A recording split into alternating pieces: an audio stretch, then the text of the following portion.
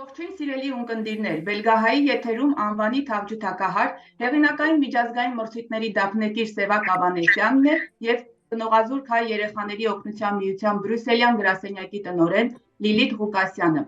Հարցազրույցի առիթի մասին դեռևս կխոսենք, իսկ այժմ մի քանի խոսքով ներկայացնենք Սևակին։ Բոզախ տրիոյի հիմնադիր, անվանի թավջութակահար Բեռնար Գրինհաուսի բնորոշմամբ Սևակ Ավանեսյանը արտակարգ վիրտուոզությամբ և ձայնային մեծ հզորությամբ օժտված երաժիշտ է, իսկ մեկ այլ ևս շատ հայտնի թավջութակահար Յանոշ Շտարկերի կարծիքով Սևակն անկասկած իր սերնդի ամենահեռանկարային երաժիշտներից է։ Սևակ Ավանեսյանը ծնվել է 1989 թվականին Սպիտակի երկրաշարժից հետո Երևան տեղափոխված երաժշտի ընտանիքում։ 5 տարեկան հասակում սովորել է անվանի թավջութակահար Մեդեա Աբրահամյանի թավջութակի դասարանում։ 2003 թվականին ընդունվել է Երևանի Չայկովսկու անվան մասնագիտացված երաժշտական դպրոց։ Հենց այդ տարի ընտանիքի անդամների հետ տեղափոխվել է Բելգիա ուսումը շարունակելու նպատակով։ Սևակի տաղանդը դրսևորվել է վաղ հասակում։ Նա Բրյուսելի Թագավորական կոնսերվատորիայի ամենաերիտասարդ շրջանավարտն է։ 19 տարեկանում բարձր գնահատականներով Սևակն ավարտել է Բրյուսելի Թագավորական կոնսերվատորիա Վիվիեն Սպանողեի դասարանը, որից հետո կատարելագործվել է Բեռլինի Հանս Այսլեր Մյուզիկ Հոշշուլեում Կլաուդիո Բոհորքեզի ղեկավարությամբ։ Սևակ Ավանեսյանը մշտապես հանդես է գալիս հեղինակավոր համերգասրահներում։ Նա համագործակցել է անվանի դիրիժորներ Հանս Գրաֆի, Հյու Վոլֆի,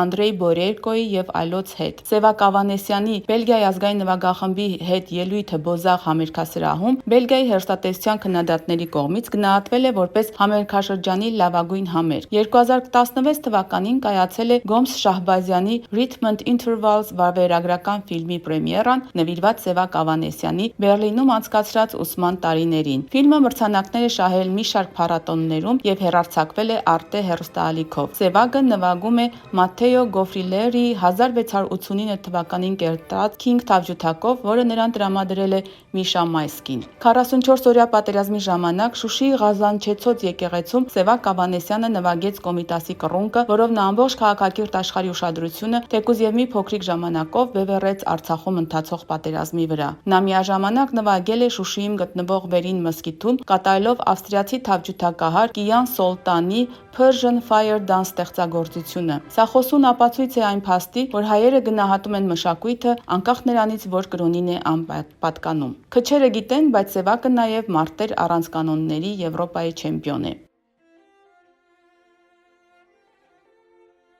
Սևակ ջան, մարտեր առանց կանոնների, երևի թե սկսենք այստեղից։ Ինչու եք ընտրել այս սպորտաձևը։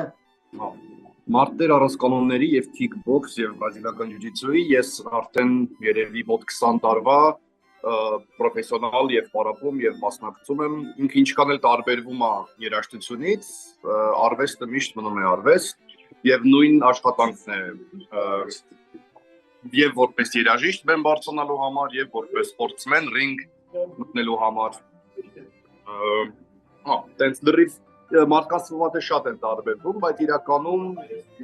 ելույթը մնում է նույնը եւ ելույթին պատրաստվելու համար նույն աշխատանքը։ Դա լինի երաժշտության համերգ կամ ռինգները։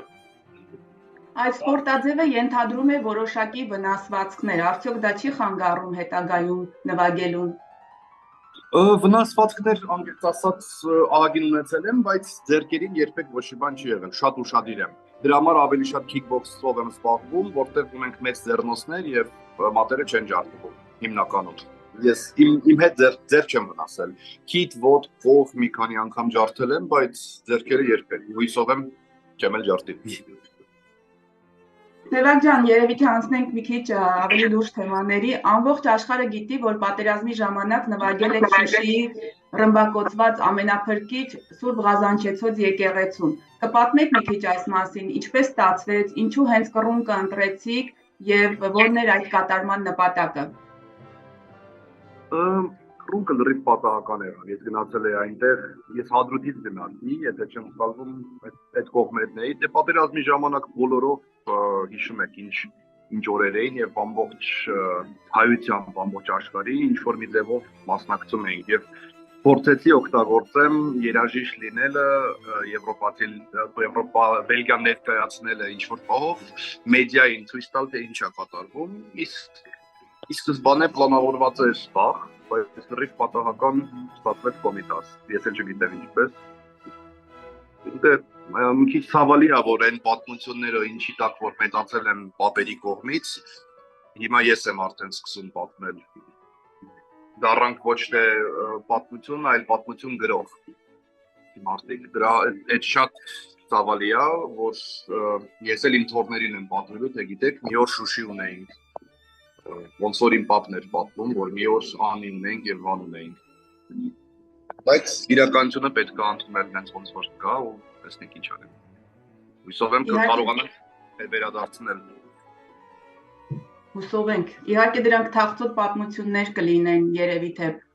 Ձեր հարցազրույցներից մեկում ասացիք, որ միայն մեկ անգամ եք ձգտել հայտնի դառնալ, որպեսզի ամբողջ աշխարհին տեղեկացնեք, թե ինչ է կատարվում Արցախում եւ Հայաստանում, եւ հետո ամեն ինչ արել եք, որ մոռացվի դա։ Չեք կարծում, որ հիմա էլ դրա կարիքը կա, այսինքն հիմա էլ աշխարհը առավել քան կարիք ունի անընդհատ լսելու Հայաստանի մասին, այսպես թե այնպես, թե մշակութային ոլորտում, թե քաղաքական, թե նույնիսկ մարդկային ամենօրյա զրույցներում։ Անկեղծ ասեմ, երբ որ տեսնում եք արածը ոչ մի աշխատանքը եւ ցանկացած հայտնիությունը կամ ցանկացած ականջի բան հասնելը ոչինչ չի փոխում եւ ամեն ինչ գնում անենց ոնց որ պլանավորված էր, կարելի ասել ուրիշ ուժերի կողմից։ Դրա համար անիմաստ են գտնում մեր արած շատ բաները։ Երբ որ CNN, BBC-ն տեսնում է ինչ է կատարվում եւ ոչ մեկին ոչինչ չի հետաքրքրում,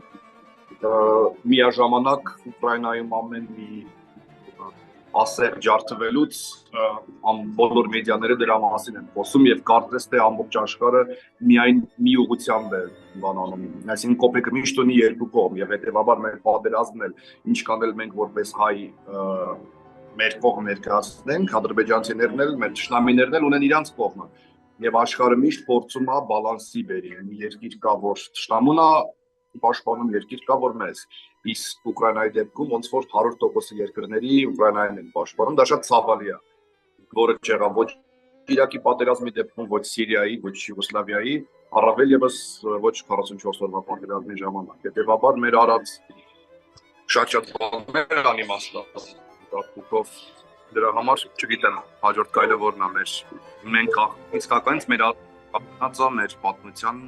անդունդի եզրին, եթե ոչ ներսում արդեն մենք շատ մոտ ենք կորցնել մեր երկիրը ընդմիշտ ու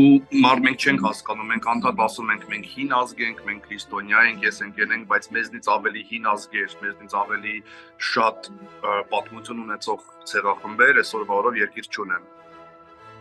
Շատերին կարող եք Բելգիայում ճանաչեք արամիացիներ, կալդիացիներ, շումերների, բանկա, ասորիներ կան, որոնք որ ունեն իրանց եւ գենետիկան, եւ լեզուն, եւ մշակույթը, բայց չունեն երկիր։ Ես հաճախ Հնդկաստան եմ գնում, որտեղ ֆարսիները, զրադաշտական կրոնով մաքուր պարսիկները իրանք են մեզ ընդունում, իրանք արդեն 800 տարի է երկիր չունեն։ Ինչն է մեզ խանգարում այս ամեն ինչը կորցնելու։ Մենք ազգով դա պետք է հասկանանք ու մի բան անենք։ Իհարկե, կարծում եմ, որ անպայման պետք է բոլորս այդ ուղղությամբ մտածենք։ Լիլիթ ջան, կարծում եմ ժամանակն է, որ մի երկու խոսքով ներկայացնես Ծնողազուրկ հայ երեխաների օգնության միությունը եւ ինչու ենք մենք այսօր այստեղ Սևակի հետ միասին։ Նախ բարև ձեզ, ասեմ, որ SOAR-ը, այսինքն ինքը անգլերեն հապավումն է Society for Orphaned Armenian Relief, գործում է 2005 թվականից եւ հիմնադրվել է Ֆիլադելֆիայում Ջորջ Յակոբյանի կողմից, Բելգիայում կազմակերպությունը ակտիվ է 2013 թվականից եւ երևի թե մեր ունկնդրին արդեն հայտնի է որոշ չափով կազմակերպության ուրեմն ծավալած գործունեությունը, քանի որ բազմաթիվ համերգներ են կարել եւ այս անգամ էլ որոշեցինք Սևակի հետ մի գեղեցիկ համերգ ուրեմն կազմակերպել Բողոսյան Foundation-ում։ Համերգը, ինչպես նշեցինք, այնքան էլ ուրախ թեմաներով չի գնում, բայց ամենևին չի նշանակում։ Երևի Սևակը հետո կասի, որ այսինքն գործերը այնպես չի, որ բոլորը մելամաղձոտ եւ ուրեմն տխուր թեմատիկան են շարունակում, ուղղակի նվիրված են կոնկրետ ինչ-որ մարդկանց, կոնկրետ պահերի, որ ականատես է եղել Սևակը պատերազմի ընթացքում։ Ուրեմն, քանի որ թեման այդպիսին էր, որոշվեց, որ ամբողջ գումարը, որը մենք կկարողանանք ուրեմն հավաքել համերգի տոմսերի վաճառքից, կնվիրաբերվի պատերազմի ընթացքում վիրավորված եւ ցավոք զոհված զինվորների ընտանիքներին եւ այս անգամ անվանական ուրեմն ես նշել եմ բոլորի անունները, եթե ժամանակ ունենք, այդքան շատ չի, 8 ընտանիք ենք ընտրել։ Այո։ Արայիկ Սարգսյան, Գրիգորի Թումասյան, Մեսրոպ Միսակարյան, Ալբերտ Բակյանց, Վահե Քարամյան, Մհեր եւ Նարինե Բաղդասարյանների ընտանիքը, Մհերը ուղակի վիրավորվել է, Արեն Օսիպով եւ Դավիթ Ավակյանը եւս ուղակի վիրավոր է, այսինքն երկուսը վիրավորի ընտանիք են եւ 6-ը զոհվածների։ Ինձ համար եւս մի քիչ շատ ավելի հուզական է այս անգամ, քանի որ անձամբ ճանաչում եմ երկուսին, ուրեմն ցուցակներում ընդգրկված տղաներից ու շատ ցավալի է իմ համար հոգեպես, որ ես իրանց համար, իրանց ընտանիքի համար պետք է փորձեմ գումար գտնել, իհարկե կնախընտրեի, որ նման դեպք ընդհանրապես տեղի չունենար, բայց ունենք, ինչպես Սևակը ասեց, այնինչ ունենք եւ պետքա ընդունենք մեր իրականությունը եւ փորձենք փոխել կամ բարելավել, ինչքանով որ կարողանանք։ Մի խոսքով նպատակը համերգի դա է, հուսամ ուրեմն կունենանք բազմահարյուրանոց կարելի ասել բանիչ, որովհետև այդքան էլ շատ տեղեր չկան դահլիճում, դրա համար 2 համերգ ենք նախատեսել, 2 ժամի, 6:30 եւ 8:30, գները շատ դեմոկրատիկ են կարելի ասել տոմսերի, այնպես որ տեսնենք ինչ Որտեղից կարող են ձեռք բերել տոմսերը։ Տոմսերը on-line է ուրեմն վաճառքը, բոլորին խորհուրդ կտամ on-line գնել արդեն, որովհետև տեղում շատ հազվադեպ է պատահում, որ տոմսեր մնացած լինեն, նամանավանդ Սևակի համերգների համար։ Այնպես որ ուրեմն վաճառքը բաց է Վիլա Ամպանի կայքով, այնտեղ հեշտությամբ կարող են բոլոր տեսակի քարտերով ուրեմն գնել տոմսերը։ Շատ լավ։ Սևակ համերգային ծրագիրը, որ ընտրել եք մայիսի 13-ին կատարելու համար, կոչվում է Black Save եւ ունի խորհրդանշական տևողություն 44 րոպե։ Կարող եք մի քիչ ծավալել այդ թեման։ Անկեղծ ասած, րոպեները լրիվ պատահական ստացվեց 44։ Այս այն գործերն են, որոնք իմ հետ էին այդ 44 օրվա մեջ, որպես երաժիշտ։ Միշտ օրինակ ես 3 նվագեցի համերգ ու այսօր իմ գլխի մեջ համերգից ինչ որ մի ստեղծագործություն կամ մի շաբաթվա համերգի գործերն եմ անդադ բանանում։ Իսկ այդ օրերին գիտարը, բախը, այդ են գործն էր, որը որ ես նվագում էի այդ օրերին։ Եթե չլիներ պատերազմը, ես այդ համերգներ ունեի եւ նույնիսկ պատերազմի արանքում ես քանի անգամ եկա Եվրոպայում նվագեցի եւ Չակոնան եւ 5-րդ սյուիտան, այդ են գործերն են, որոնք որ ես նվագում էի եւ անդադ իմ գլխի մեջ էր ու դոմինոր տոնայնությունը, որը որ սյուիտանա գրած, շատ տենց դրամատիկ տոնայնություն է եւ ամեն անգամ այդ ամեն ինչը տեսնելուց այդ երաժշտություններ իմ հետ եւ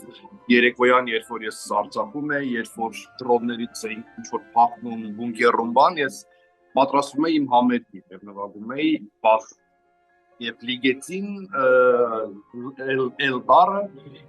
լիգեցին, քանի որ հենց այդ պահին այդ գիգն էի կարդում լիգեցի եւ այդ սոնատան նվագում, որը որ նույնպես երկրորդ համաշխարհային պատերազմի զոհերից է, լիգեցի եղբայրը, իրանք փախնում էին Հունգարիայից դեպի Ամերիկա, եթե չեմ սխալվում, եւ եղբորը բռնեցին նացիները եւ սպանեցին, ու այդ ամբողջ փախուստները, երբ որ ես այդ գործերն էի պարապում, մոդեռն սոնատա է ինքը։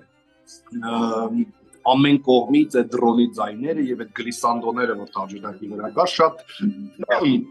նման էին իրական, ասած երաժշտի գլխում մի քիչ ուրիշ ձևով ամեն ինչ երևում ադարը դա Ալբինյոնի ադաժոն է, որը որ զինվորներից մեկը շատ է դիմում եւ կրթվում էր ամեն անգամ իր համար նվագեի իր ամենասիրած գործն էր, որը տղաներից մեկը անուն անկեղծ ասած չեմ հիշում, բայց ցավոք սրտի զոհվեց ինքը Արտեմի շրջանով։ Իսկ Կասատո սոնատան ես նվագում էի ուղղակի ուրախացնելու համար, որտեղ ինքը իսպանական գործ է, երբ որ ինձ ասում են մի բան նվագի, ես այդ էի նվագում։ Ամեն անգամ ես մի քաղաքից դուրս Կորնիձորում, երբ որ մենք սահմանից ենք գալիս կամ դիրքերից ենք գալիս, հավաքվում ենք ինչ-որ տեղ, փորձում ենք իրար ուրախացնել, տրամադրությունը անկեղծ ասած շատ մարտական եւ շատ պոզիտիվ է, որովհետեւ հասկանում ենք, որ ամեն վարքյան կարող է բոլորս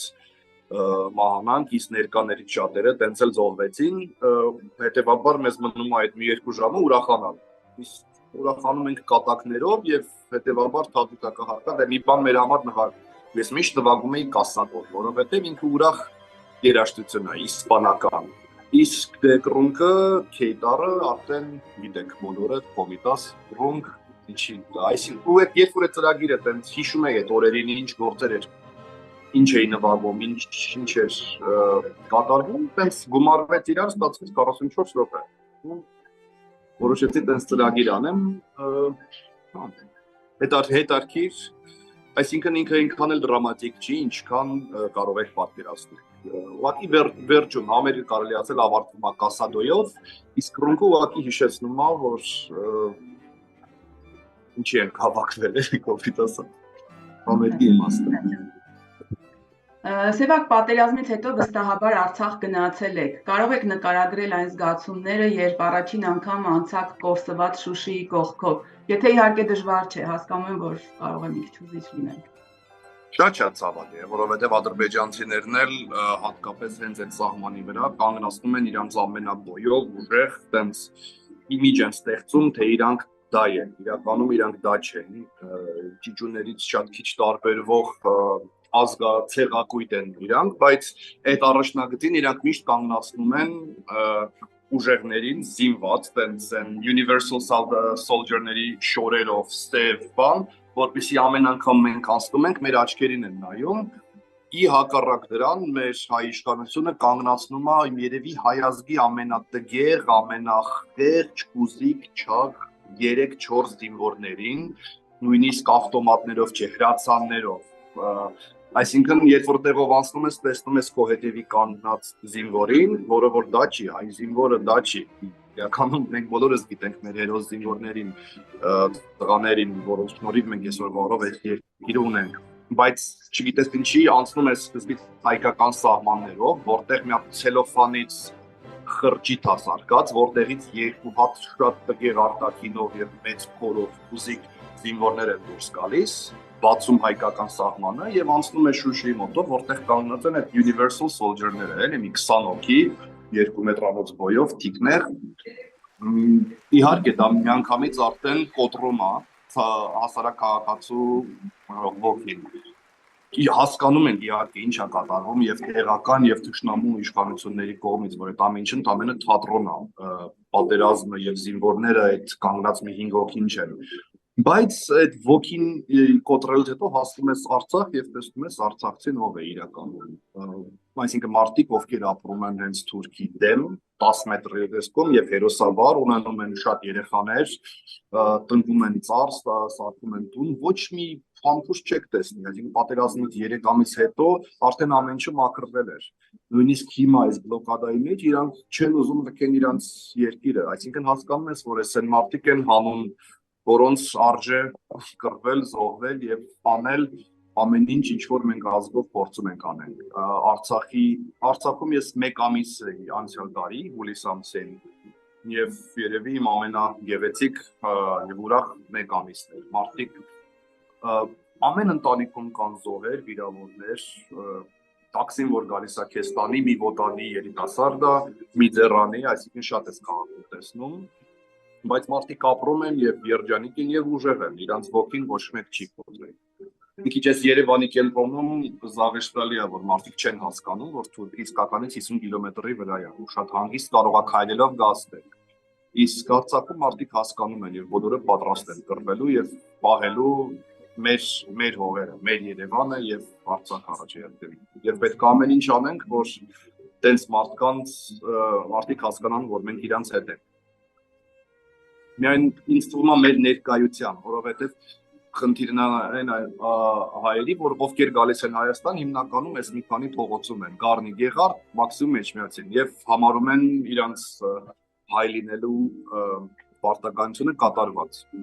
Իսկ մեր ներկայությունը սահմաններին, ես 1 շաբաթ առաջ կապանում էի, դրանից առաջ նոյեմբեր ամսին Արցախում, մեր ներկայությունը այնտեղ շատ կարևոր է, ուղղակի ներկայությունը, որ Ունդեղ գնաք, ինչ-որ մի փոքր կաֆեում նստեք, ինչ-որ մի մարդու հետ ծանոթանաք, պարտադիր չի մեծ գումարներ հավաքել կամ ծախսել կամ ինչ-որ մեկին օգնել։ Ուղղակի եղեք ներկա, որ այդ մարդիկ հասկանան, որ իրանց տեղում այդ ամեն ինչը իմաստ ունի։ Որովհետև մարդը, որ ունի 8 երեխա, որոնցից 4-ը զոհվեց, ու մինչև հիմա իրան ոչ մեկ